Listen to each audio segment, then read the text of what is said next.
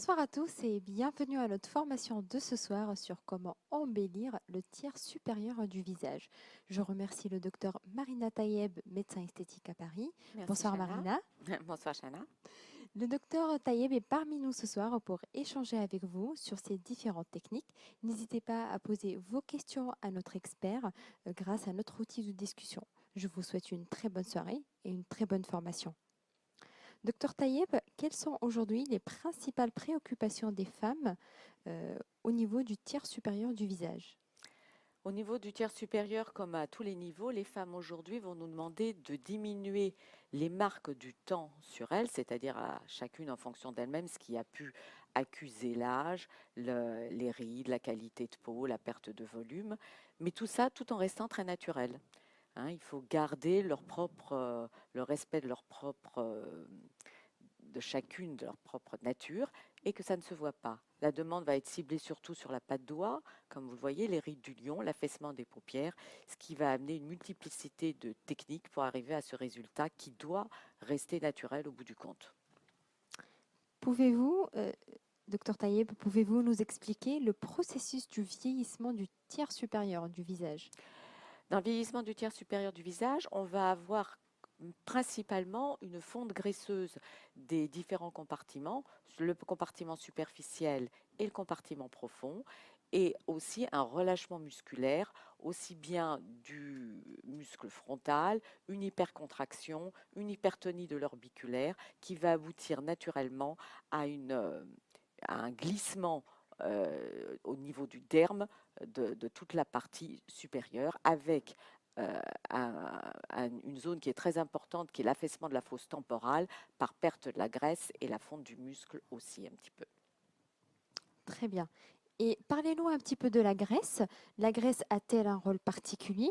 Les impacts sont-ils différents entre la graisse superficielle et la graisse profonde? La graisse, c'est peut-être le principal acteur du vieillissement.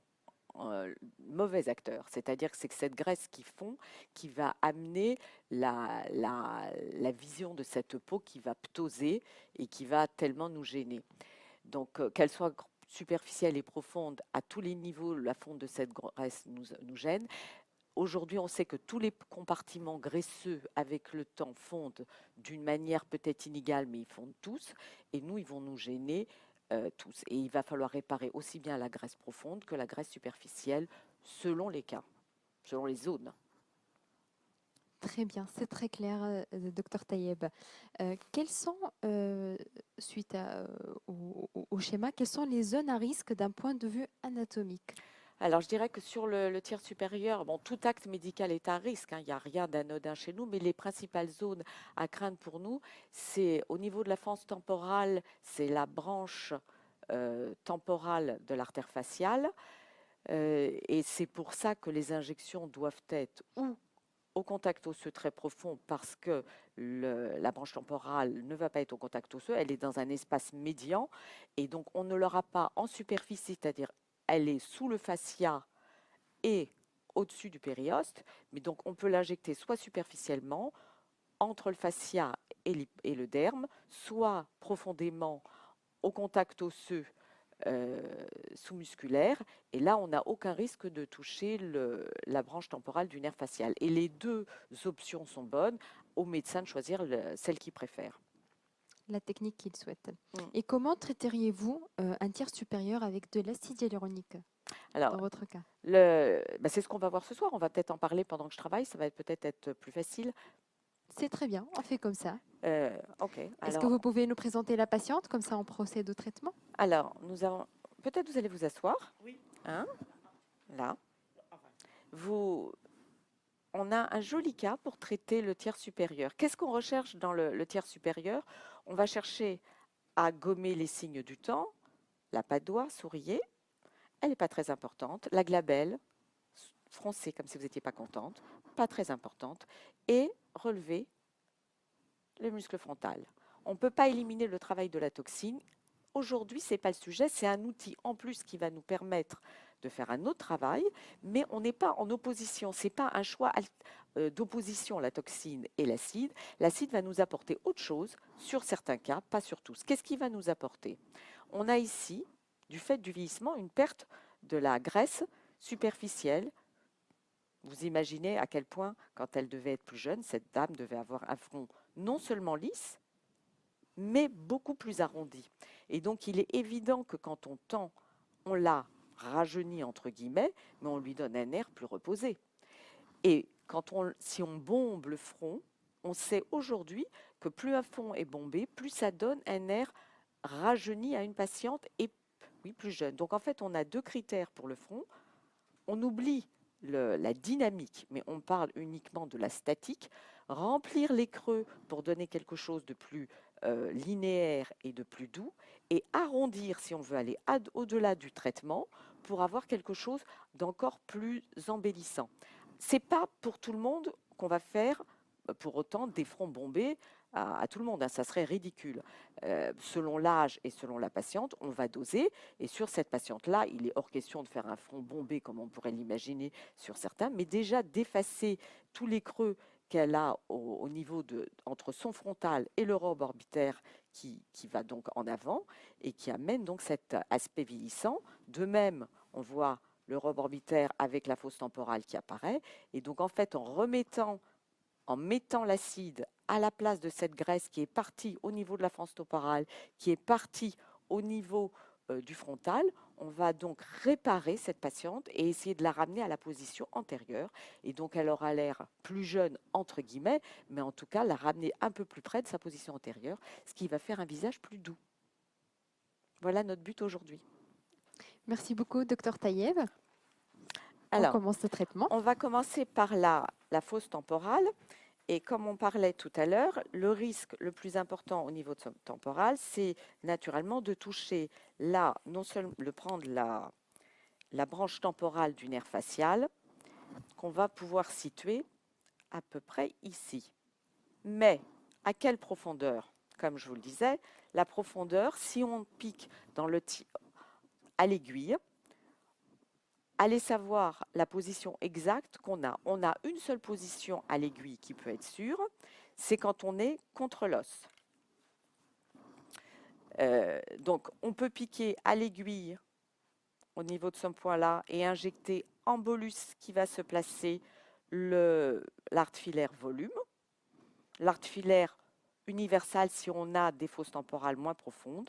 Dans le cas de madame, je vais choisir de vous la traiter avec de l'artère volume parce que je trouve que sa fosse temporale est très creusée. Et par contre, je vais vous la traiter superficiellement à la canule. C'est un choix naturellement pour être totalement sécuritaire parce que je vais à l'injecter au-dessus du fascia, comme je vous l'ai dit, entre le derme et fascia. Et là, on sait que la branche temporale du nerf facial ne peut pas être là. Donc, on va se prendre un point d'entrée au niveau de la fosse temporale. On essaye d'éviter visuellement les vaisseaux superficiels, ce qui, au pire, si on les prend, ça ferait un hématome, mais qui n'aurait aucune gravité. En travaillant avec une canule de 25 gauge, donc je repasse un petit peu pour voir, pour faire saigner un petit peu mon petit point pour pouvoir le voir.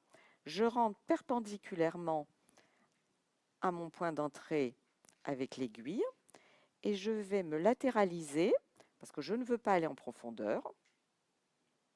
C'est un choix de traitement, mais j'aime bien aussi injecter en profondeur au contact osseux. Je dirais que si on est débutant, c'est peut-être plus facile de commencer comme ça, moins impressionnant pour le médecin. Pour le patient, c'est la même chose.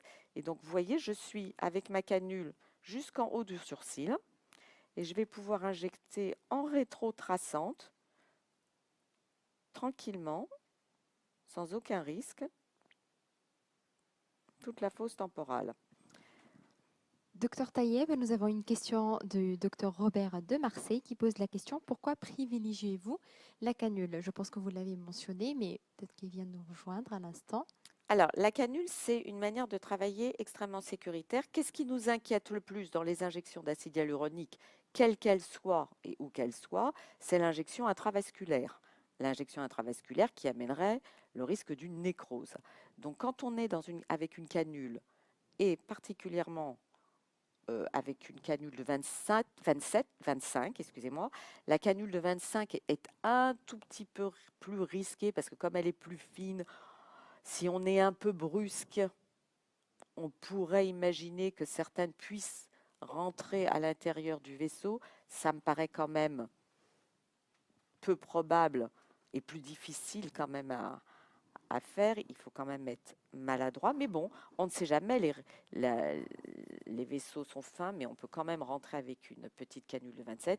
À la canule de 25, les vaisseaux vont rouler sur la canule et donc on va avoir une injection quel que soit le niveau d'injection, hein, qu'on soit au contact osseux ou qu'on soit en superficiel, qui sera sans risque en intravasculaire. Si je fais une petite effraction vasculaire maladroite, en tout cas, je n'injecterai pas de l'acide hyaluronique dans le vaisseau grâce à la canule. Donc déjà, voilà, un choix sécuritaire parce que pour nous, c'est certainement ce qu'il y a de plus important. Donc vous voyez bien l'étalement aussi avec quelle facilité le produit se place de lui-même. On va continuer l'injection avec le front. Alors le front, les risques. Docteur Taïeb, nous avons une question également. Hmm. Comment peut-on reconnaître un relâchement musculaire d'un relâchement d'une fente graisseuse? Alors le relâchement musculaire, vous allez plus le voir sur une personne assise en dynamique pour voir la tonicité de son muscle ou pas. Et ce qui va aussi influer sur le tiers supérieur, c'est la position du sourcil. Par contre, ça va pas, ça va influencer naturellement tous les traitements, la combinaison des traitements possibles. Donc c'est plus au niveau, pour juger de la tonicité musculaire, il faut prendre le patient assis et lui faire bouger ses muscles pour voir de quelle manière, quelle est la force de sa dynamique musculaire et en même temps quel niveau de ptose que ça a entraîné au niveau des sourcils. Alors, je reprends l'injection au niveau du front. Un point d'entrée, là je suis avec l'art filaire universal. Je vous le conseille parce que vous pouvez jouer sur le fine line ou sur l'universal en fonction de la perte de volume. Mais vous voyez là, on cherche vraiment à rebomber en volume donc la zone entre ce rebord orbitaire et ce frontal. On retrouve le bombé de son frontal ici, le creux de la perte graisseuse là et la plongée du rebord orbitaire. Donc je veux vraiment donner du volume. Le fine line ne suffirait pas. Quand vous voulez embellir quelqu'un, vous pouvez travailler entre l'universal ou le fine line, comme vous le sentez. Si les peaux sont très fines, vous pouvez choisir du fine line. Si les peaux sont très épaisses, vous pouvez même parfois aller sur du volume. C'est vous qui allez sentir. Donc, on va travailler quelques points. Alors, pareil, il faut choisir ces points entre le réseau vasculaire superficiel pour essayer de l'éviter. Au pire, vous auriez un petit hématome. Aucune conséquence au niveau de l'injection. Alors, ce n'est pas une injection agréable pour la patiente parce que j'injecte au-dessus de la galéa. Là, vous voyez, avec mes doigts, en fait, je contrôle mon niveau.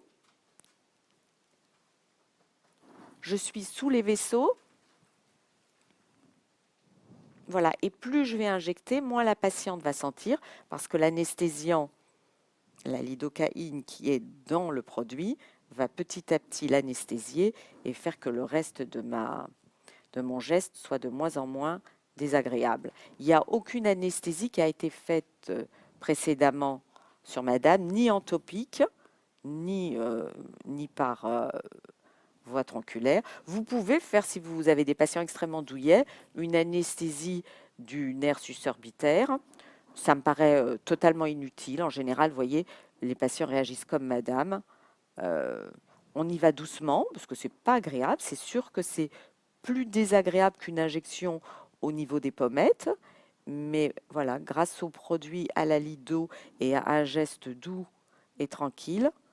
Vous avez mal, madame? Pas du tout. Voilà, pas Je du suis en train tout. de voir. C'est très gentil. Je vous remercie, Vraiment? docteur Taïeb, Non, parce non, que c'est rien. Non, je n'ai pas mal du tout. Au contraire, je Au suis très contraire? à l'aise. Vraiment, non, non, vraiment. Et ça se voit de mon comportement aussi. Merci beaucoup. Alors, Non, mais vous c'est allez vrai. plus parler. Alors, pourquoi je veux pas qu'elle parte? C'est pas parce qu'elle est pas sympathique, hein, elle est minimum sympathique, mais parce que je suis très près des vaisseaux et qu'on va essayer de faire une injection, si possible le moins traumatisante pour elle, avec, si possible, pas d'effraction vasculaire. Donc, on peut travailler la zone de déperdition de volume, qui va donc ramener quelque chose de plus harmonieux, mais on peut travailler aussi tout le front pour donner ce que je vous disais un petit peu, c'est ce côté bombé qui va donner un air plus doux à son visage. Le tiers supérieur du visage, c'est un élément, enfin comme chacun d'ailleurs, c'est un élément très important et qu'il faut traiter. Naturellement, on ne peut pas oublier la toxine, mais ce travail-là n'est pas une alternative à la toxine. C'est un traitement en plus qui va durer d'ailleurs avec une rémanence beaucoup plus importante, hein. Quand on travaille l'acide hyaluronique au niveau du front et des tempes, les tempes particulièrement, je dirais que ça dure au moins 2-3 ans majoritairement, surtout avec un produit comme l'Art Filler Volume. On est avec un produit donc qui va se dégrader lentement parce que le produit est épais et en plus lentement parce qu'il y a très peu de mobilisation au niveau de la fosse temporale. Donc mécaniquement et chimiquement, le produit va durer longtemps. Au niveau du front, on a une action mécanique qui est un peu plus violente, mais malgré tout, c'est des injections qu'on refait même, et je prends un produit plus fin toujours. L'Universal est en général mon produit de référence pour la, la rhéologie utilisée. C'est ce que je vais préférer, et malgré tout, c'est des injections que je ne vais pas refaire, c'est du 1 an et demi, 2 ans. Ça n'empêchera pas, selon les cas, d'utiliser de la toxine ou pas pour relaxer les muscles. Les deux, naturellement pas le même jour ensemble, vont optimiser le résultat aussi bien dans l'atténuation des stigmates du temps, mais aussi dans l'embellissement du visage. On joue sur les deux facteurs, diminuer les stigmates du temps et embellir. Docteur Tayeb, je vous remercie pour toutes ces précisions. La question sur l'anesthésion également était une question qui était très posée et qui revient. Alors Donc, l'anesthésiant, si vous voulez faire une anesthésie du sus orbitaire, bon, voilà, vous recherchez dans le rebord osseux l'encoche de sortie du nerf sus orbitaire. Vous voyez, pour madame, il est ici. Je ne vais pas vous piquer, hein, madame, mais vous voyez, d'une manière bien perpendiculaire, vous pouvez mettre 0,1 ml, même pas 0,001 ml xylocaïne. non, non, je suis sur la quantité, D'accord. 0,1 oui, 0,1 ml de lidocaïne, et vous anesthésiez toute la partie, tout le tiers, toute la moitié du supérieur du frontal. Vous anesthésierez tout cet axe-là. Très bien, je vous remercie. Nous avons également une question du docteur Lévy qui pose la question pourquoi ne pas utiliser la blanching technique pour les injections du front avec de l'acide hyaluronique? Alors, vous voyez, on a parlé de la fosse temporale et de la possibilité d'injecter en profondeur ou en superficie. Là, aujourd'hui, je vous montre en superficie. Et l'injection en profondeur, pour moi, est tout aussi intéressante, bonne. Le résultat, le choix aboutira tous les deux au même type de résultat. C'est vraiment comme chacun de nous, praticiens, ressentons la manière de travailler. Par contre, je ne suis pas du tout une je n'apprécie pas les résultats du blanching au niveau du front. Et je vais vous expliquer pourquoi. J'ai mes raisons, c'est pas juste subjectif. Les rides superficielles qu'on a au niveau du frontal sont des rides dynamiques. Qu'est-ce qu'on va injecter en blanching? Du fine line, très superficiellement. Malgré tout, on verra une légère surcorrection. Pour une durée de résultat, somme toute assez brève, puisque c'est quand même, comme je l'ai dit tout à l'heure, une zone qui est dynamiquement importante. Donc, je trouve que le résultat escompté n'est pas en général très beau, pour en plus une durée de vie qui n'est pas importante. Donc, ce n'est pas un traitement que je propose. Je ne trouve pas que ça donne de jolis résultats. On a majoritairement des surcorrections et pas une bonne durée de vie, même si on n'a pas beaucoup de surcorrection. Donc, je préfère travailler la zone entière, comme je vous le montre, en choisissant même sinon du fine line quand on veut donner un lissé, puisque de toutes les manières, sinon, il faudra traiter la relaxation musculaire pour éviter les petites rides. Et je trouve que le blanching n'est pas adapté au front. Je voulais vous montrer, par contre, le blanching peut être une solution pour les rides de la glabelle. Là, c'est pas que je veux pas vous le faire, mais elle n'en a pas. Et donc, par contre, pour la glabelle, on peut travailler dans les deux options, c'est-à-dire en profondeur, comme je le fais là, Avec de l'universal. avec de l'universal, ou même parfois du fine line, et en blanching uniquement avec du fine line. Alors là, si j'ai pas l'occasion de vous le faire beaucoup, parce qu'elle n'est pas très marquée au niveau de la glabelle, je vais quand même vous montrer. Et donc, à la canule, vous voyez, vous pouvez aller au niveau de la glabelle, et là, vous n'avez aucun risque. Alors, on parlait des zones à risque tout à l'heure. Et vous voyez, là, j'en injecte un peu. Alors, elle n'a pas une glabelle très marquée, donc ce n'est pas la peine que j'aille assister dessus. Mais parfois, on a vraiment besoin d'y aller. Donc, vous insistez exactement en profondeur avec l'universal à la canule, en profondeur au niveau de la glabelle. Et sinon, vous pouvez mixer les deux traitements en blanching s'il y a des petites rides, mais alors il faut vraiment bien contrôler son blanching et uniquement avec du fine line. S'il y a bien une zone qui est très à risque, c'est la glabelle. La glabelle, en superficielle, il faut réellement contrôler la superficie. Il n'y a pas suffisamment d'anastomose ici, et c'est ici que le risque de nécrose, si on injecte en intravasculaire, il est majeur. Donc vraiment, en profond, à la canule, et même, vous pouvez le faire à la canule de 25, vous êtes encore plus sécuritaire, même avec de l'universal. Et blanching, si vous contrôlez bien votre geste en superficie, à l'aiguille 30 ou 32 gauche, comme vous le sentez, en étant bien superficiel. Alors, on va regarder le Merci début beaucoup, du Dr résultat. Tayeb. On est à la moitié du traitement. Alors, est-ce qu'on voit bien le résultat? J'ai injecté pas tout à fait une seringue de volume au niveau de la tempe et une seringue d'universal dans la moitié du front. Alors, Sans ce qui la est glabelle. gênant, avec un tout petit peu Un la petit peu de glabelle, mais il n'y a glabelle. pas grand-chose. D'accord. Alors, vous allez voir, montez le front. Essayez d'élever le frontal. Non, pas la tête, juste comme tout à l'heure. Voilà, allez-y. Donc, vous voyez, elle n'arrive plus à le faire de ce côté-là. Pourquoi? Parce que, alors il ne faut pas s'inquiéter, hein, c'est l'anesthésiant qui est contenu dans le produit qui lui donne donc un blocage du muscle, ça va durer une demi-heure. Naturellement, ça gêne un petit peu le résultat parce qu'en fait, le résultat va être légèrement plus élevé parce que là, le fait qu'il y ait l'anesthésiant, ça bloque un petit peu.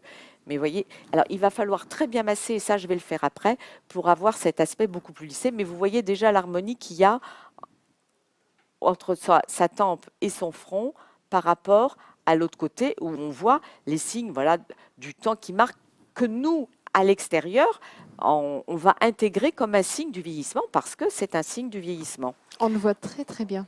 Alors, on va Excellent reprendre l'autre côté. Nous avons une question de la Tunisie, Dr Tayeb. Est-ce que vous injectez au niveau sous-dermique ou sous-musculaire au niveau de la zone du front? Ah là, c'est sous-musculaire. Hein. Sous-musculaire, très bien. Merci beaucoup. Donc, on reprend la fosse temporale. Voilà. Je vais réinjecter avec du volume. Je vais faire pareil avec la canule de 25. Donc, on essaye toujours d'éviter les vaisseaux. Vous avez vu que de l'autre côté, il n'y a pas d'hématome. Naturellement, ça peut arriver. c'est toujours mieux pour la patiente qu'on n'ait pas, mais il n'y aura pas de risque. Il faut éviter aussi les compressions, c'est-à-dire qu'il faut bien aussi dispatcher votre produit. Vous voyez ma canule, hein, je vais vraiment glisser sous les vaisseaux. Alors attendez. Elle a une peau quand même qui n'est pas fine.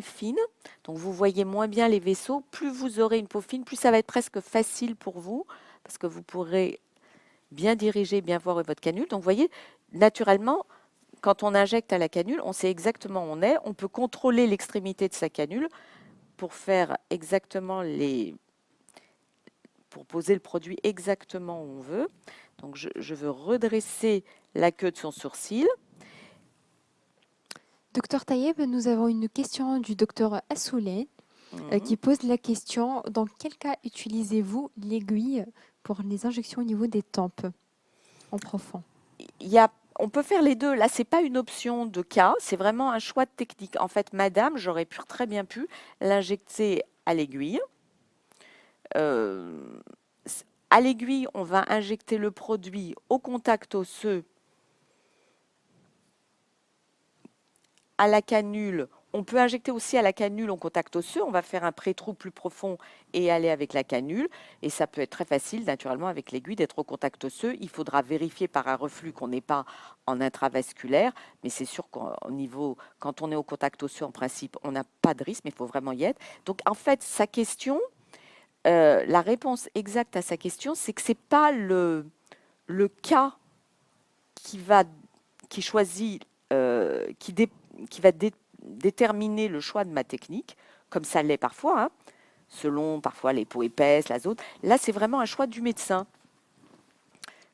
S'il a l'habitude d'injecter et qu'il préfère pour différentes raisons, parce qu'on a tous des manières de ressentir le traitement différemment et d'être plus à l'aise dans X techniques, ou des choix médicaux avec des raisons techniques qui nous font choisir cette option ou l'autre. Là, on peut dire qu'à l'aiguille, en étant contre l'os, normalement, on n'a aucun risque de toucher ce qui nous embête le plus, c'est-à-dire la branche temporale du nerf facial. Et en principe, si on choisit bien son point à 2 cm au-dessus du bord externe du sourcil, on n'aura pas aussi de vaisseau. Donc, ce n'est pas le patient qui choisit, là, c'est vraiment le choix du médecin sur sa technique. Moi, j'aime bien les deux. J'aime bien la technique superficielle, et ce soir, j'ai choisi de vous la montrer parce que je trouve que qu'on soit débutant ou pas tout à fait débutant comme moi, c'est une manière très sécuritaire de travailler. Et vous voyez même qu'avec un produit comme un volumateur, comme l'Art Filler Volume, le produit se place très très bien en superficie. Nous avons juste une question, docteur Tayeb, au niveau de la zone des tempes. Quand vous allez injecter avec l'aiguille, est-ce que c'est le même point d'injection? Non. Voilà, très bien. Non, c'est pas le Expliquez-nous même. du coup. Non, là, en fait, je me place à la canule, je me suis placée pour pouvoir travailler toute la zone. Et encore, elle n'est pas trop creusée, mais parfois, j'ai vraiment toute cette zone-là à travailler. Donc, de ce point-ci, je peux vraiment faire une rétrotraçante, si vous voulez, dans tous les sens pour travailler avec un point toute la zone. Quand on travaille à l'aiguille, on va être à partir du bord externe du sourcil, 2 cm au-dessus, on évite les vaisseaux, on va vraiment, on le sent dans la fosse temporale, au contact osseux. On vérifie en aspirant qu'on n'est réellement pas sur un petit vaisseau, et on injecte en bolus une demi-seringue sans problème. Très bien. Merci beaucoup, docteur Tayeb. Et nous remercions le docteur Bartholomé de Belgique pour sa fidélité. D'ailleurs, merci à tous les médecins qui restent avec nous ce soir. Hein, c'est très, très sympathique, et j'espère que vous êtes beaucoup avec nous. J'essaye de vous montrer des choses qui sont d'un usage beaucoup plus en fait fréquent que ce que vous imaginez. En fait, quand on a vu ce genre d'injection, vous verrez que demain et les jours suivants au cabinet, vous allez retrouver des cas comme madame, 1 qui ont donc cette perte volumétrique au niveau du frontal et que vous allez pouvoir améliorer grâce à l'acide hyaluronique et embellir aussi. Parfois même quand il n'y a pas beaucoup, on sait que le bombé du front sur une patiente plus jeune va lui donner quelque chose de plus féminin, de plus doux. Hein. Vous n'allez pas le faire sur des hommes. Hein. Un front bombé sur un homme, justement, ça a un côté féminin. Hein. Ce n'est pas ce qu'on veut faire. Hein. Chez un homme, on va rechercher des mâchoires carrées. Chez une femme, on va surtout pas vouloir une mâchoire carrée. Donc, le front bombé, c'est quelque chose de féminin. Donc, c'est quelque chose à laquelle vous allez penser plus souvent parce qu'en effet, ça a un côté réjuvénateur, on va dire, dans le cas de madame qui a réellement une perte de volume. Ça va être embellissant dans des patientes qui n'ont pas de perte de volume, mais qui ont des fronts un petit peu plats, même quand elles sont jeunes, et à qui on veut donner un peu de douceur. Donc, vous allez faire exactement le même travail avec l'universal, avec le fine line si vraiment elles ont une peau très très fine, mais je vous conseille l'universal dans la majorité des cas. À la canule, regardez, c'est pas un geste compliqué, hein, et c'est un geste extrêmement sécuritaire. En plus, c'est un geste qui est beaucoup moins douloureux qu'à l'aiguille. Maintenant, si vous voulez le faire à l'aiguille, vous pouvez le faire aussi à l'aiguille. Vous avez plus de risques d'hématome et ça sera légèrement plus désagréable pour le patient. Docteur Taïeb, nous avons une question Mhm. concernant les injections à l'aiguille au niveau du front. Donc alors, est-ce que vous allez dans la direction de la ride ou est-ce que c'est plutôt de part et d'autre? Comment vous injectez? Alors, Vous massez? Alors, masser, on va le faire après quand j'aurai tout D'accord. fini. Et il faut très très bien masser et il faudra dire à la patiente de masser. C'est pas le sens de la ride qui m'intéresse, c'est d'abord la perte de son volume. Hein. Donc je vais, vous voyez, là, c'était la zone maximum, et c'est toujours en général là la zone maximum de déperdition volumétrique. C'est pas du tout la ride que je traite. Et après, je vais napper un petit peu, enfin plus ou moins selon les cas, toute la zone frontale. Donc c'est pas du tout la ride qu'on suit. Hein. C'est les pertes de volume qu'il y a en dessous, ou quand on est dans un cadre d'embellissement, en plus, c'est toute la zone frontale. Très bien. Donc ça, c'est le cas d'une canule. Et quand on a des aiguilles, est-ce que c'est la même technique? Alors Ah. non, parce qu'à l'aiguille, vous êtes obligé de piquer beaucoup plus pour madame, par exemple, a un front très grand. Alors vous pouvez le faire sur 3 ou 4 points, mais si vous voulez travailler un embellissement, il va falloir piquer un petit peu plus et c'est plus traumatisant. Donc vous évitez. Alors il y a le réseau veineux superficiel et le réseau veineux artériel d'ailleurs profond. Il faut être en profondeur. Il y a moins de vaisseaux. Et vous piquerez naturellement plusieurs points, 4 ou 5, pour arriver. Après, le produit naturellement va s'étaler aussi. Mais il faudra au moins 4, non, quand je dis 4-5 points, vous voyez, sur un grand front comme ça, il m'aurait fallu beaucoup plus de points à l'aiguille qu'à la canule. Hein. D'accord. Merci beaucoup, docteur Taïeb. Nous avons une question d'un docteur à Nantes qui pose la question quel est le relais entre la toxine et l'acide hyaluronique? Est-ce que ça vous arrive d'en faire les deux? Et est-ce que vous utilisez les deux dans la même séance, c'est-à-dire le même rendez-vous, ou est-ce que vous les espacez? Comment Alors, ça se passe, le protocole? comme je disais tout à l'heure, la toxine et l'acide hyaluronique au niveau du front, ce n'est pas des traitements qui s'opposent ou qui sont des choix alternatifs. Chacun a sa raison d'être et chacun va apporter à l'autre autre chose. Donc naturellement, le choix de la toxine au niveau de la partie du tiers supérieur du visage, c'est quelque chose qui n'est pas à remettre en question et qui est un bon choix et qui serait un bon choix chez madame aussi. Naturellement, jamais le même jour chez le patient. Vous les espacez de combien de temps? Oh, je commence en général par l'acide et il faut parce qu'il va falloir bien masser et je prends de la crème et je vais laisser passer au moins 1 mois avant d'envisager un traitement à base de toxines. Et est-ce que parfois vous vous rendez compte qu'il n'est pas nécessaire de faire la toxine, ou est-ce que vous le faites Systématiquement, non, il n'y a rien de systématique dans tous D'accord. ces traitements. Parce qu'il n'y a pas deux patients pareils. Et il n'y a rien de systématique et dans la manière de traiter et dans le résultat parfois qu'on veut escompter avec le patient. Parfois, ça peut lui suffire, ça. Mais si on veut optimiser un résultat, pas sur tout le monde, hein, il y a des patients où la toxine n'est pas le traitement optionnel, le meilleur. Parfois, ça sera l'acide et parfois, ça sera les deux. Et donc, mais dans ce cas-là, on ne fera pas le même jour parce qu'il faudra bien espacer les traitements à cause justement de ce massage, alors que la toxine, justement, il ne faut pas y toucher du tout. Donc là, il faut masser aussi bien la zone temporale que le frontal et vous demandez à vos patients de le faire eux-mêmes. Hein, madame, vous ferez aussi une petite Avec une crème, crème, petite voilà, crème de chez hydratante. Filorga. Oui. D'accord. Donc là, pour notre cas, pour ceux Oui. qui nous ont posé la question, donc c'est la crème Filmed, Skin Perfusion B3. Ça sent très très bon, hein, je peux vous dire. Voilà. Ça sent extrêmement bon, n'est-ce pas, hein? On va demander l'avis de la patiente. Est-ce que tout va bien, madame? Tout va très très bien, vraiment, je n'ai rien senti et c'est la vérité. Et vous avez vu de mon comportement aussi, c'était vraiment un peu agréable aussi. Ah, bah, c'est bien, je commence à être agréable. Et L'odeur est très bonne. très bonne. Je suis d'accord avec vous, l'odeur est délicieuse. Donc, vraiment, c'est très bien. Et je vous le conseille, et je vous conseille, docteur Taïeb, vraiment, j'ai rien senti. C'était pas prévu, hein, C'est la pub en plus. vraiment, excellent. Alors, on va Merci s'asseoir. beaucoup. J'ai rien senti. Et le résultat, rien il était senti, extraordinaire. Alors, un résultat monté, le front, vous arrivez à élever le... Voilà, vous voyez, elle commence à retrouver un petit peu peut-être de mobilité, puisque l'anesthésiant est en train de partir.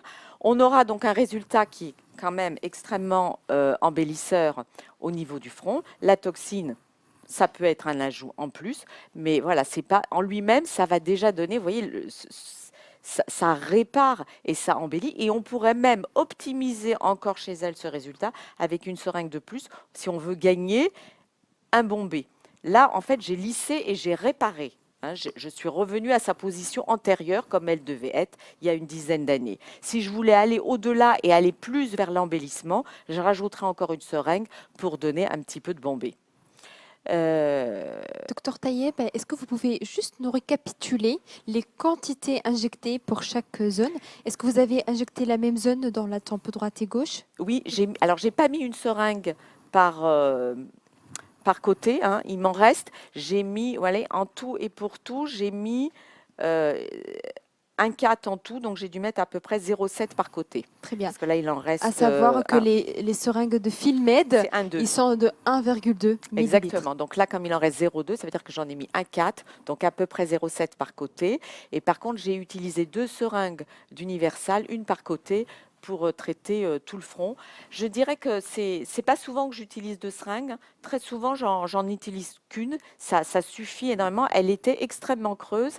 Et dans ce cas-là, bon, ben, on prévoit sinon une deuxième seringue dans une autre séance, ou enfin ça dépend des patients. Mais c'est majoritairement, vous utiliserez une seule seringue, hein, pour ce type de traitement. C'est souvent la dose classique. Merci beaucoup, docteur Taïeb. Nous avons une question également qui revient souvent. Qu'utilisez-vous pour la zone périorbitaire? Alors, pour la zone périorbitaire, il y a plusieurs manières de... Allez-y. Quand je traite par exemple la tempe, parfois on va avoir une importante perte de volume aussi. Donc, je vais utiliser ou l'universal ou le volume pour aller lisser. Souriez, madame. Elle est très, très peu marquée. D'accord? Il n'y a pas grand-chose. Parfois, on va avoir des rides très marquées parce qu'on a un orbiculaire très puissant qui se contracte énormément. Ce n'est pas du tout son cas.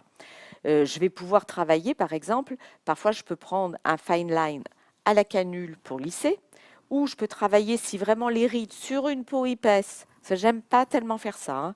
J'aime bien le blanching sur la glabelle quand on maîtrise bien le blanching. J'aime bien le blanching sur les rides péribuccales.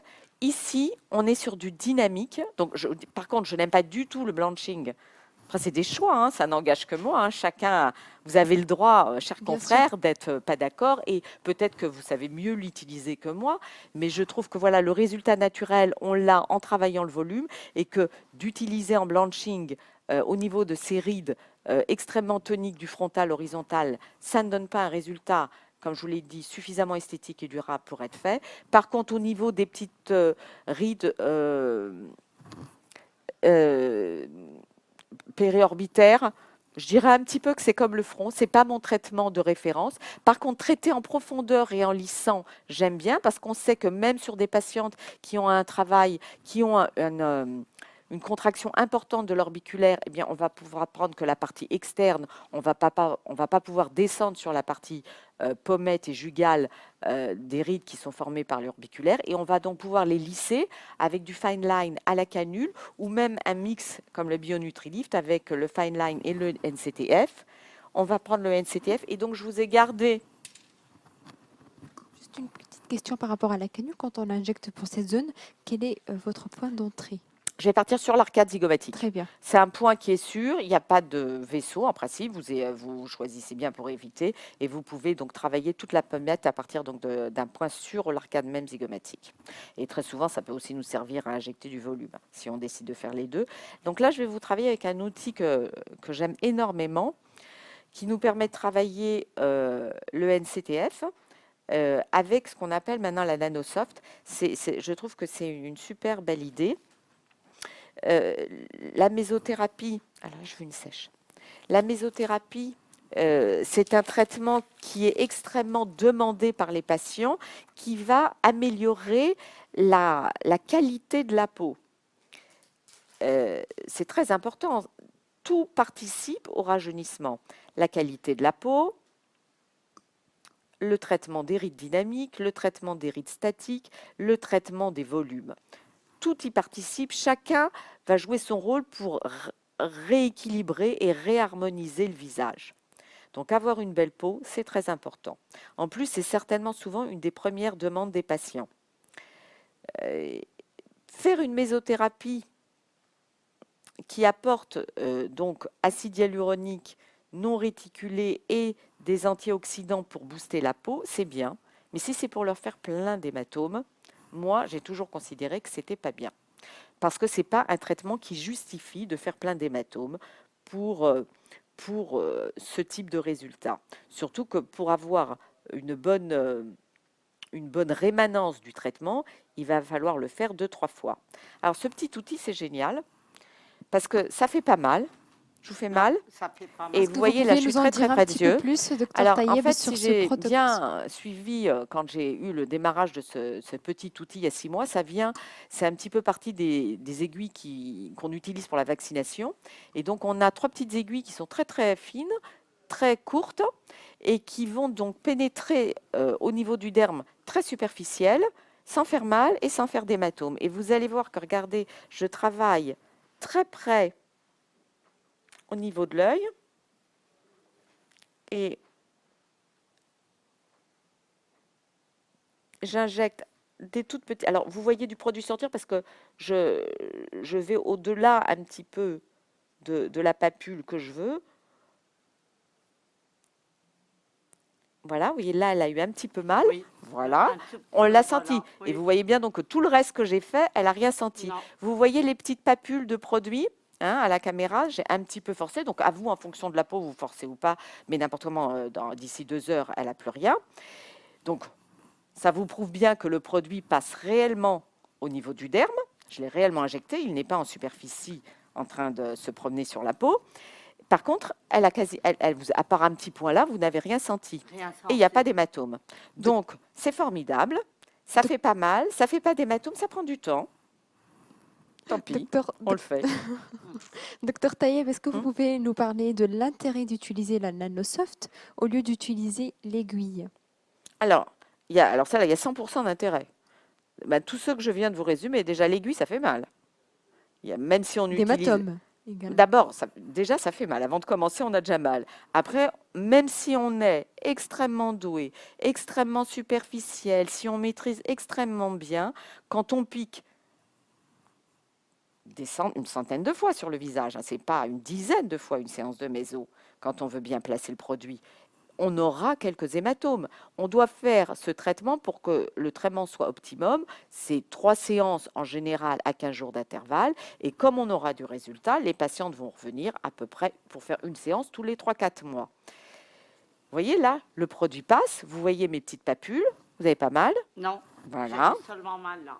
Voilà, elle a eu un. petit peu. Donc on peut faire mal de temps en temps, ça peut arriver. Naturellement, Voilà. plus je m'approche d'une peau fine, plus elle le sent un petit peu. Mais en fait, J'ai vous rien arrêtez. senti. Donc, l'avantage, il est énorme. Les patients ne ressentent pas de douleur, donc on peut travailler toute la quantité de produits. Et naturellement, alors aujourd'hui, ce n'est pas ma zone de travail, mais naturellement, vous pensez bien que quand on est sur la zone jugale, là, vous sentez 3 fois rien. Rien. Voilà. Donc, vous voyez, là, donc moi, j'ai commencé avec le périorbitaire parce qu'aujourd'hui, c'est notre sujet. Mais la patiente, quand vous la travaillez sur, et pareil sur le péribuccal, elle n'a pas mal et elle n'a pas d'hématome. Donc, ça change tout un traitement, tout un protocole et donc tout un suivi, toute une adhésion par le patient. Parce que même si le traitement est efficace, quand vous êtes 3 fois de suite pendant 15 jours, marqué pendant 8 jours, il n'y a pas beaucoup de gens qui ont envie de poursuivre le traitement, alors que là, il n'y a pas de frein au traitement. Très bien. Merci beaucoup, docteur Taïeb. Merci à notre patiente ce soir. Restez avec nous et on se retrouve pour la deuxième partie, qui est la partie débat. À tout de suite. Super, on va pour le trou.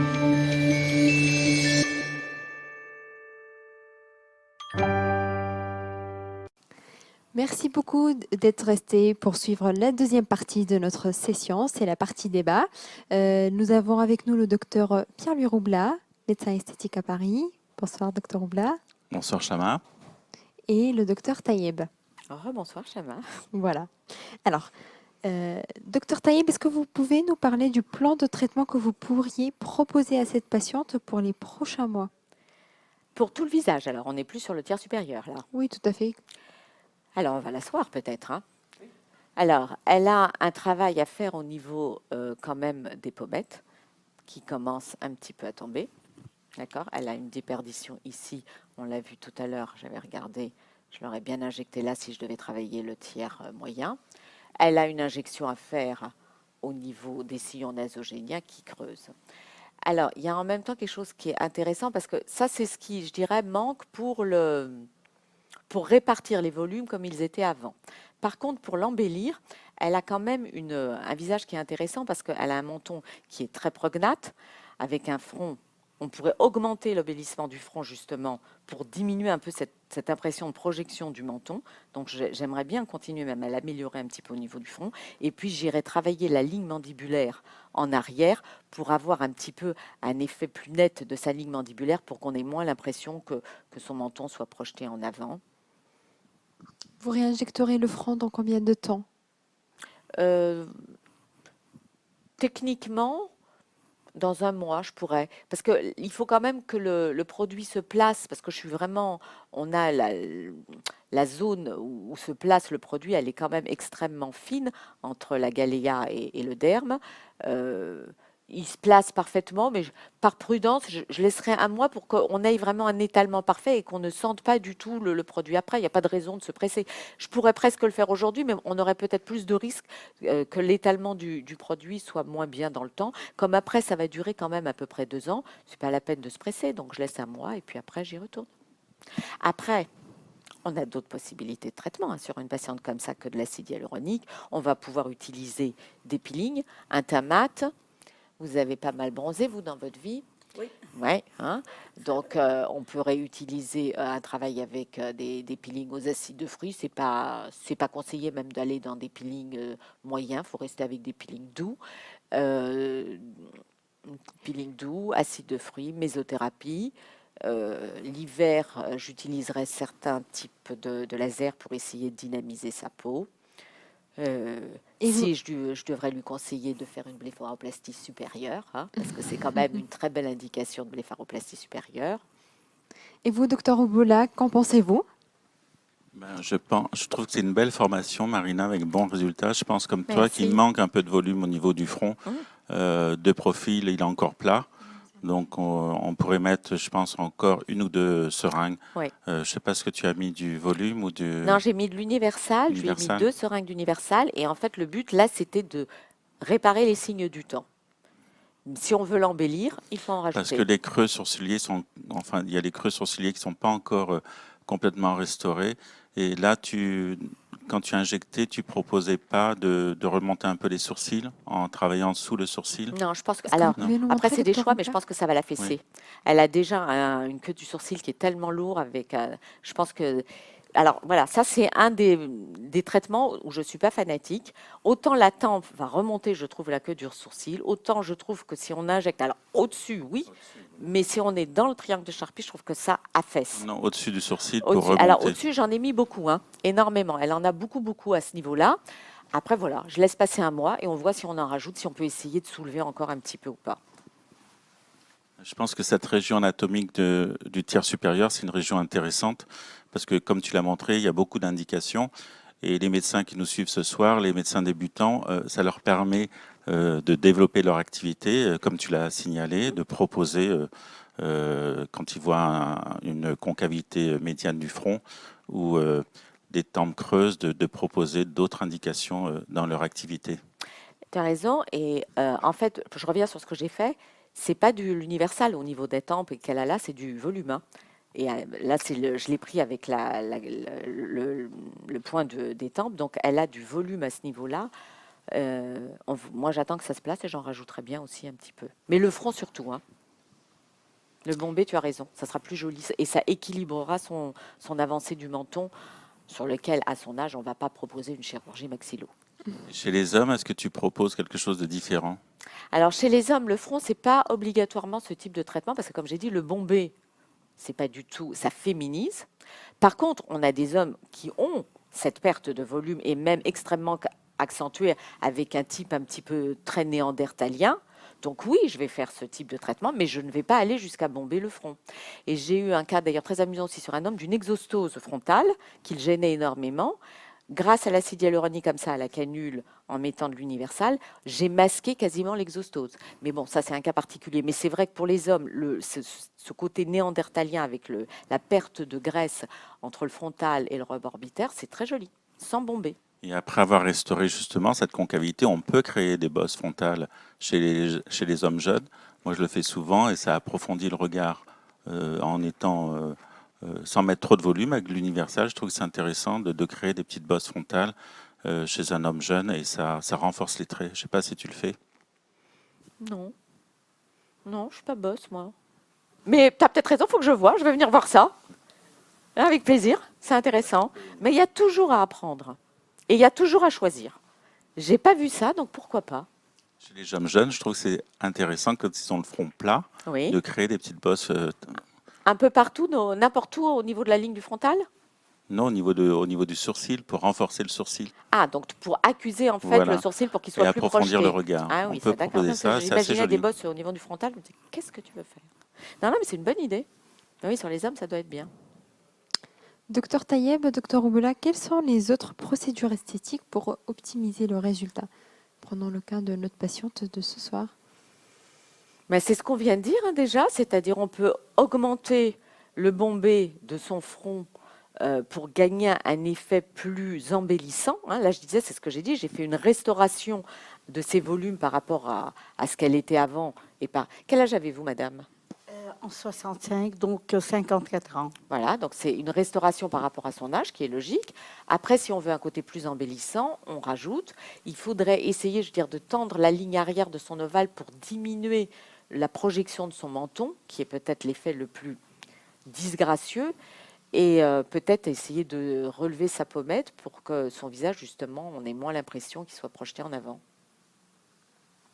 Et puis, comme tu as commencé à le faire, c'est d'embellir la peau avec la mésothérapie, des peelings, toutes les procédures qui embellissent la peau. Ah ben oui, on voit une patiente qui a une peau mate, qui a pris beaucoup le soleil, donc une héliodermie qui, sans être majeure, est quand même présente. Et donc un travail aussi bien peeling, mésothérapie qu'on peut faire en toute saison avec les 3 procédures, avec cette Nanosoft qui est quand même un outil, je trouve, pour nous tous, qui change la vision de la mésothérapie. Parce que pour moi, faire de la mésothérapie en ayant, comme je l'ai dit, une patiente qui est marquée pendant 8 jours sur un traitement qu'on refait 3 fois de suite à 15 jours d'intervalle, si on a une vie professionnelle ou sociale, c'est quand même un petit peu difficile. Alors que là, c'est un bonheur.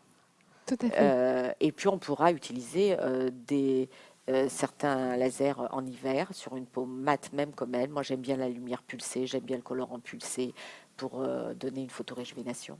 Ça stimule, ça fait du bien.